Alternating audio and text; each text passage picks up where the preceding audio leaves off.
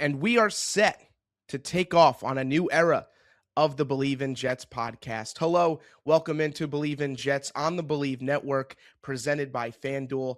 I am your host, Jeremy Striano. It's been pretty exciting. It's been pretty awesome to prepare for episode 1 of the new Bleav in Jets podcast.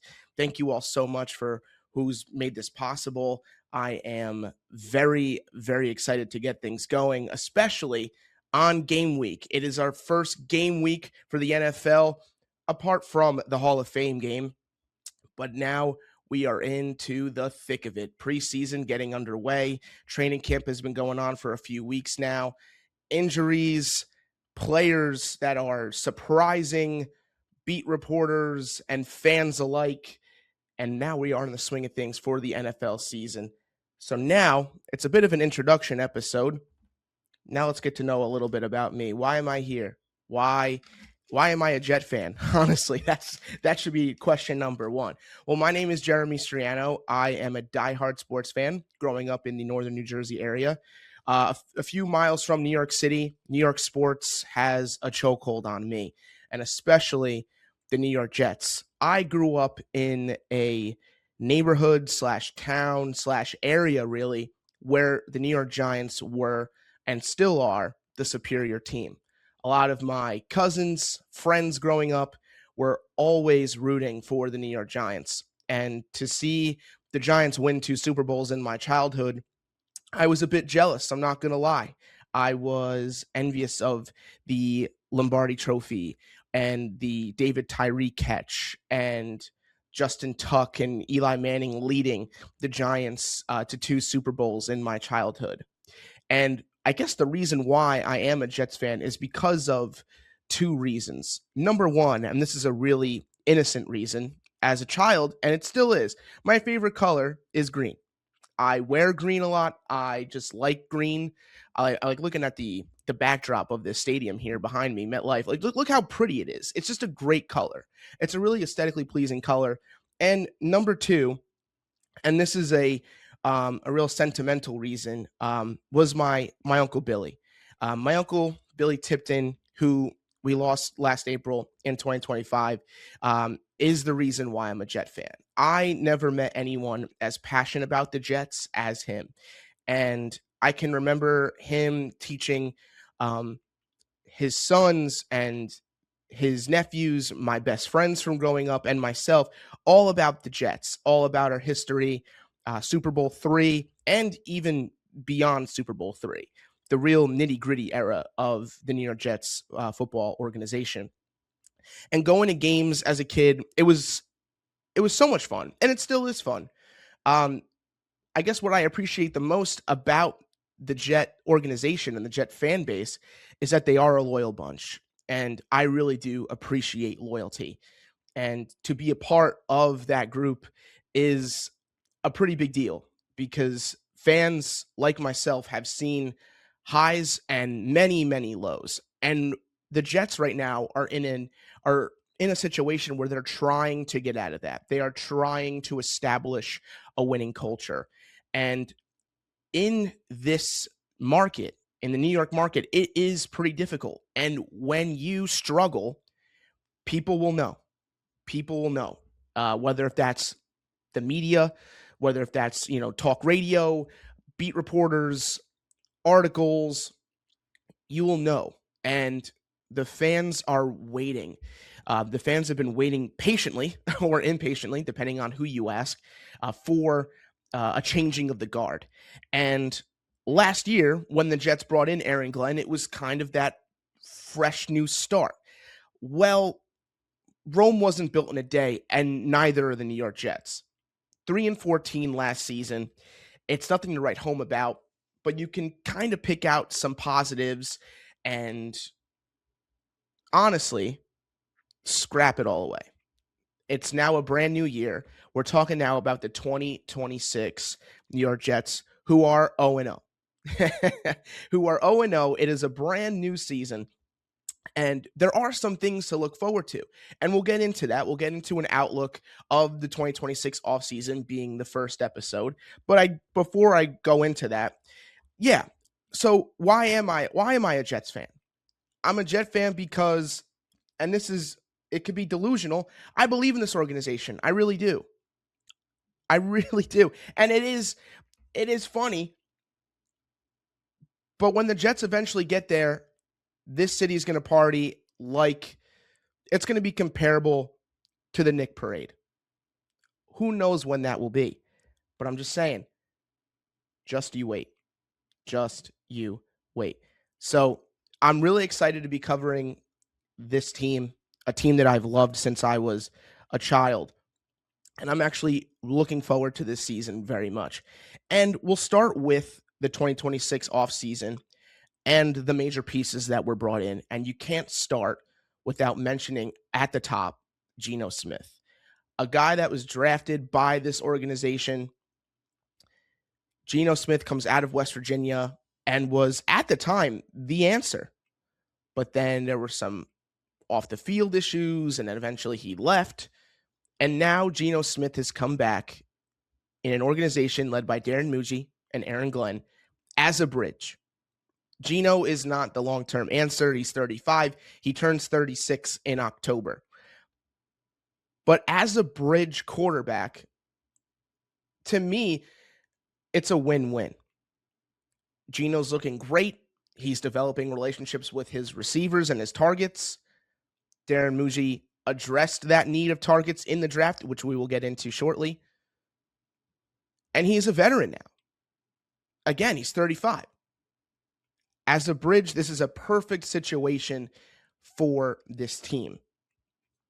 You bring in another leader. So not only is Geno coming back for his second stint in Gang Green, but for his third stint, Demario Davis is back.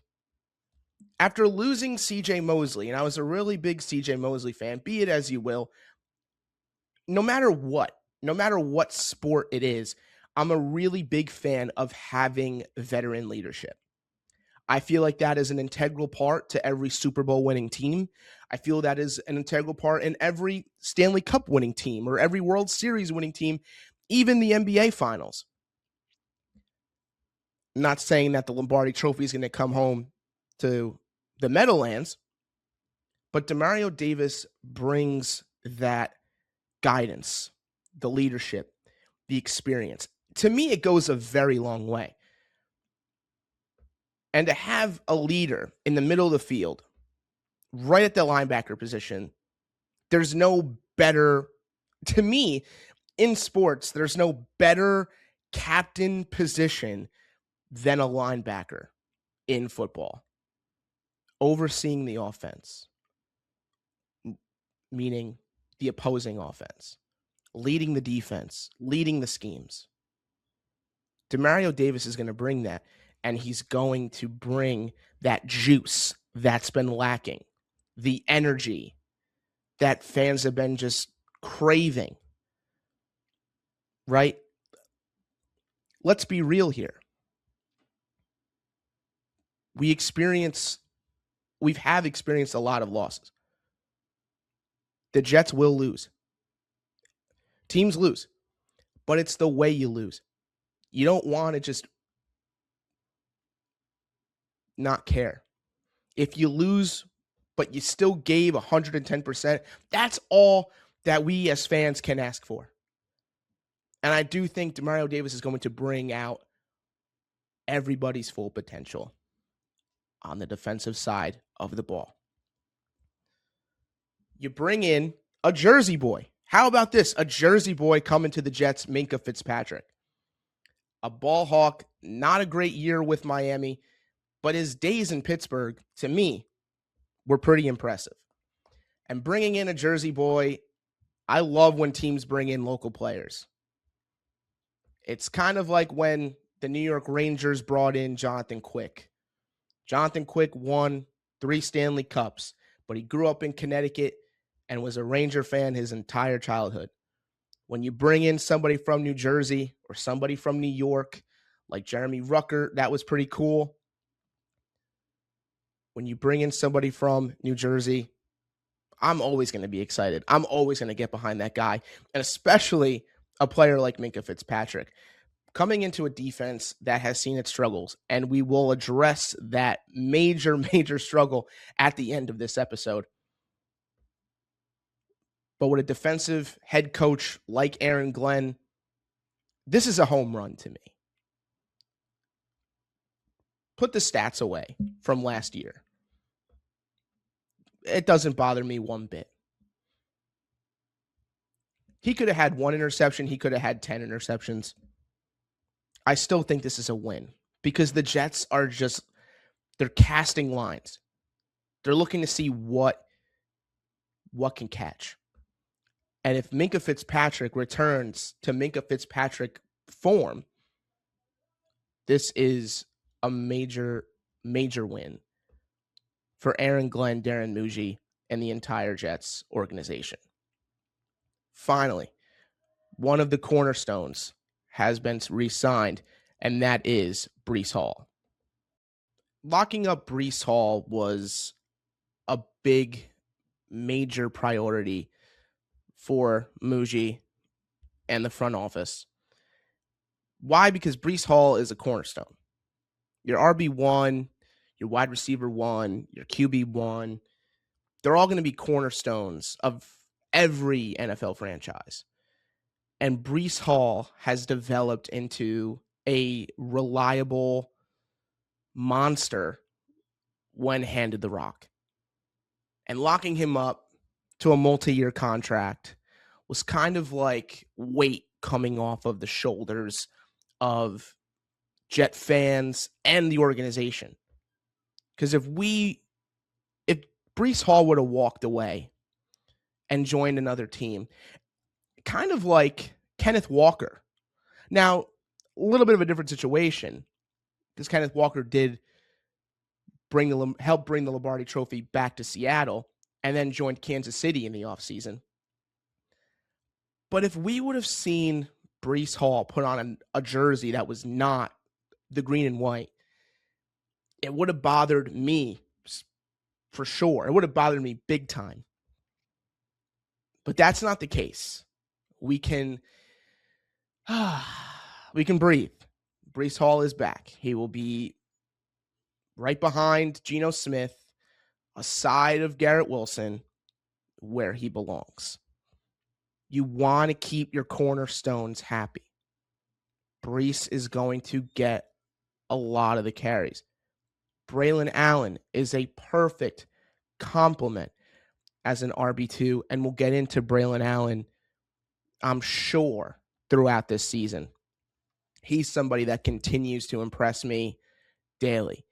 And when training camp started, Braylon Allen looks like a whole new man. He looks strong. I am very, very optimistic about this two-headed monster. Again, how can I be so optimistic when this team only delivered 3 wins last year? Well, the Jets right now, ladies and gentlemen, are 0-0. So I can be excited, dang it. I can be. I can be excited about Breece Hall and Braylon Allen. I can be excited about Geno Smith and Garrett Wilson, who have seemed to be clicking in Florham Park. Garrett Wilson needs targets. He needs a guy that can throw a deep ball, and I still think that Geno has it in him. I will say, following the coverage of training camp, not being there has a big part of it, but just reading the tweets that come in, the articles that get published, it's really been a Jekyll and Hyde kind of training camp for the New York Jets. One day, this offense could be lights out, and every single beat reporter, whether if it's Rich Cimini, Connor Hughes, they are raving about this offense. Holy crap, the Jets are a brand new team. And then the next day, it's this O-line has no discipline. These wide receivers keep dropping balls. What's going on here? So On days where they're clicking, on days where they seem like this all-pro offense or all-pro defense, that gets me excited. I'm like, okay, now I can't wait for Tennessee. Now I can't wait for Green Bay. But then when I see tweets of penalties, lack of discipline, injuries, which we will get into, then it's like, man, it's the same old Jets. If I had a quarter for every time I heard the same old Jets, I'd have a lot more quarters. You know what I'm saying? But with all that aside, the future negativity that can go away for right now. What we can get excited for is that it's a brand new slate. Geno Smith is back with the team that drafted him. He has developed this connection with Garrett Wilson, the wide receiver one that was once promised back in 2022. It is now 2026. And this young man is arguably in his athletic prime. And if Geno can help him get there, fine by me. That is fine by me. Along with training camp, we are now seeing the development of the 2026 draft class. And as a football fan who also really appreciates the college sport, I love the NFL draft. If you ask my family and friends, I geek out when it comes to the NFL draft. I'm not a nerd per se, like in terms of like Star Wars or Marvel, but I am a nerd about college football and pro wrestling. We'll get into that later. But I love the NFL draft. I am a mock draft fiend. I am on every app. I'm selecting the New York Jets. I'm selecting the number 2 position, and I'm saying, okay, what are our needs? Who is the best player available? And really, at the 2026 draft, the Jets got their best player available. Because once the 2025 season concluded, it was clear that the Las Vegas Raiders would have the number 1 pick. And we were 99.99999% sure that it would be Fernando Mendoza. And it was. Spoiler. So Darren Muji, Aaron Glenn now have a chance to pick their number 1 player. If for some reason Mendoza fell, Mendoza would have been a Jet. Let's be real. But that wasn't the case. Mendoza was a lock. Once the national championship was won, the Heisman, this kid was going 1-1. And sure enough, he did. Now at pick 2, you have options. And it seemed that the 2 major options back in April, back in the winter and early spring, the 2 options that were coming to light were David Bailey and Arvell Reese. And it was pretty clear that one of them would become a New York Jet. And lo and behold, David Bailey gets selected at 2. David Bailey is a pure pass rusher. Arvell Reese is kind of like a Swiss Army knife type player, edge, outside linebacker. The Jets really wanted that guy who was just going to get to the quarterback, swarm him. And no one had a better report in the 2025 college season than David Bailey. First team Big 12, leading the Texas Tech Red Raiders to a pretty decent season. And David Bailey was the pick at number 2. So check, Jets get their edge. Now the Jets have pick 16. And now begins the question of, do they go weapon? Do they go secondary? Now, when we're thinking weapon, we automatically think, whoa, wide receiver. Sure, there were a lot of names out there. Mekhi Lemon, Casey Concepcion, Omar Cooper, who a lot of mock drafts had Omar Cooper going at this pick right in the middle of round number 1. But when the name pops up, it's Kenyon Sadiq, tight end out of Oregon. Now, I love Kenyon Sadiq. I loved the feature that College Game Day did on him. I forget what team Oregon was playing. I want to say it had to be another Big Ten team. This kid was just a freak athlete, really fast, 4.4 40 for a tight end, had faster 40 times than Bijan Robinson and Christian McCaffrey. Whoa. I remember when NFL Network put that stat up and the side-by-side and the technology of like how they had Sadiq's 40 and then in the shadows was Bijan and CMC, and Kenyon Sadiq is blowing them out of the water. So I was like kind of confused, excited, but confused as to, okay, well, you just took Mason Taylor and you still have Ruck, and now Jelani Woods is here. So there's 4 tight ends on this roster, and it's not a bad problem. But now it's like, who's going to be tight end 1? Who's going to get the majority of the reps? And if you're drafting him in the first round, it's looking like Kenyon Sadiq. But a little bit of a setback, which we'll get into later. So again, it was like, all right.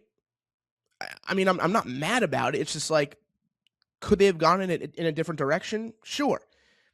And it would be that direction, which would come in the form of the 30th overall pick when the Jets used one of their second rounders to get back into the first round and selected Omar Cooper Jr. at pick 30. Now your wide receiver is taken off the board. So the Jets end day 1 of the NFL draft with 3 first rounders, a future, I hate saying like future all-pro, Pro Bowler, because you just don't know. But is David Bailey a future stud? Yes. Yes. Very, very much so. So you end with a stud pass rusher and 2 targets for Geno Smith, who could have a major impact on this upcoming season alone. Great. Now the Jets have to address some secondary needs. And a lot of comparison was made when draft analysts, football analysts, and they compare, when they do player comparisons, this player plays a lot like so-and-so. Well, there was a particular corner out of Indiana by the name of D'Angelo Pons, and he's an undersized cornerback, and a lot of people were comparing him to Aaron Glenn. Lo and behold, D'Angelo Pons gets selected at pick 50 because the Jets did trade down. Remember, they traded down in the draft because names were just falling, and Pons was still there for them at 50. And I will say, the call that they make to Pons is pretty cool. And when Aaron Glenn gets on the phone, it's like, man, the guy that they have been comparing me to for the last few months is now on the phone with me saying, I'm going to be a New York Jet, and I get to play for him.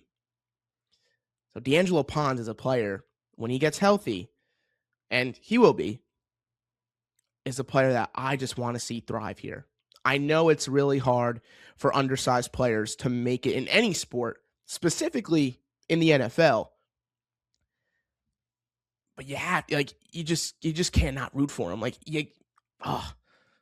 I really do hope D'Angelo does well in New York. And I think with the leadership and the guidance of Aaron Glenn, I think that is going to be no problem. Now, speaking of D'Angelo Pons, and we'll move into injuries. I feel like every year, and I feel like every single one of your teams goes through some kind of injury bug, no matter what sport, no matter what team you support. And the Jets have, I don't want to call it a bug, but it's a little bit of a minor stretch where you're like, okay, I'm a little scared here. So 2 of those draft picks, Kenyon Sadiq and D'Angelo Pons, are now not practicing due to injury. D'Angelo Pons has a calf strain. He is considered day-to-day. Kenyon Sadiq, surgery for hernia. He's out for a little longer. Aaron Glenn, I Bleav, said somewhere like multiple weeks, but he should be okay for week 1. So he's going to be very, very limited when it comes to the 3 preseason games. So I think the primary focus is to just get Sadiq healthy for week 1 in Tennessee.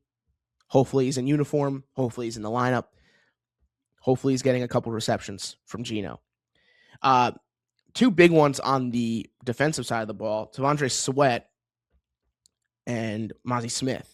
So 2 of your defensive linemen are also struggling right now. T'Vondre with a hamstring injury. T'Vondre obviously acquired in the Jermaine Johnson trade with the Titans.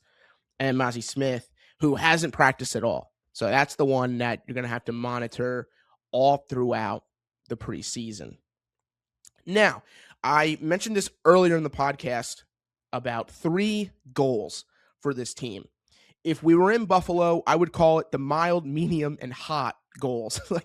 So I called it easy, medium, and hard. And so these are the 3 goals that they might not be all addressed. One of them has to be addressed. The easy one has to be addressed in this season. But the 2, the medium and hard goals, could be for the near future, I'd say 2-3 years. But the easy one has to be addressed this year. The easy goal, record 1 interception for the love of God. Okay? I love the moves that they made in the offseason regarding the secondary. Stevens, Wright, one of them has to. Minka, I don't care who it is. I don't care if it's a D lineman.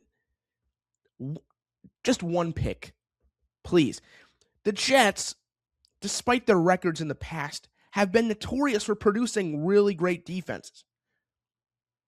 And for fantasy players out there, people love picking the Jet defense. Well, not last year. So give football fans, not only Jet fans, give football fans something to look forward to. So the easy goal, number 1, record an interception. Number 2, and I think this is doable, and again, injuries aside, I really do think that this could happen. Number 2, double your win total. So you're 3-14 last year, 6-11. I still Bleav if this team finishes 6-11, I think Aaron Glenn keeps his job at least into next season. I Bleav the Vegas over-under win total is somewhere around 5 for the Jets. So it's looking like Vegas is predicting another top 5 pick next year for New York, which in the grand scheme of things, not terrible when you're looking for your franchise quarterback. But the goal isn't to tank. The goal isn't to lose. The goal is to win. And if you double your win total, again, it's kind of like when Saleh was here.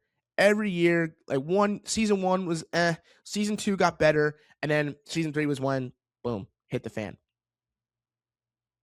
Double your win total. And finally, the hard goal, and it's the obvious one, end the drought.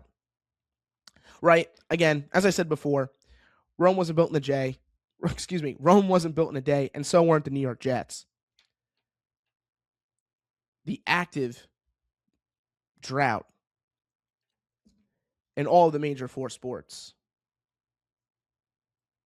It's like a calendar as it rips, and you see every month, every year. We saw it in hockey with the Buffalo Sabres, and that city was on fire. Imagine. Again, I talk about the parade. I know that's a pretty lofty goal. Imagine when that drought ends. These fans all over New Jersey, New York, Long Island, in the suburbs. Celebration. Euphoria. Think about that. Okay. Leading up to this week, as I said before, it is the first game week of the season, preseason game number 1. This Friday, August 14th, at MetLife Stadium, the Jets will be hosting the Tampa Bay Buccaneers. As we're recording this on Tuesday, August 11th, joint practices begin today between the Jets and Buccaneers. I know I'm iffy about joint practices. I hope the refs are going to be on standby. Let's just get out of there alive. So two of the major storylines going into this first preseason game to keep an eye out for. Number one, Cade Klubnik. Again, we talked about the draft class. We didn't mention Cade Klubnik. People were very high on Cade Klubnik. People at the time were pretty confused as to why the Jets would use one of their picks on a quarterback. Why not just wait for the undrafted free agent period? The Jets really liked Klubnik out of Clemson. And again, he's been having these moments where it's like, whoa, this kid can really sling it. So expect Bailey Zappi to get a lot of the reps on Friday. I'll be shocked. I mean, Geno will probably play the first series and then that's it. And then Cade, it's going to be between Cade and Bailey. And then number two, and this is also a battle to look out for. So we have the first battle of QB2. The second battle is for wide receiver 3 between Isaiah Williams and Omar Cooper Jr. Isaiah's been making a lot of highlight reel plays. Omar Cooper's been, kind of like on and off. So once we get into actual gameplay, we will then have a better understanding as to who is going to be that perfect little complement behind Garrett Wilson and A.D. Mitchell. And also just to keep an eye out for this D-line. I'm excited for the D-line. David Bailey is going to get some reps. Can't wait to see number 31 in green and white hit the field for the very first time. Well, thank you all so much for tuning in to the first episode of the new era of Bleav in Jets. Thank you all so much for watching, listening, and I'm really excited to get to provide you all with some content on the New York Jets. Thank you all to my family, friends, everybody at Bleav who has given me this opportunity. You all are the best. So, for Uncle Billy, for everyone listening, I'm Jeremy Striano for Bleav in Jets, saying goodnight, and we'll see you all next time. Go Jets.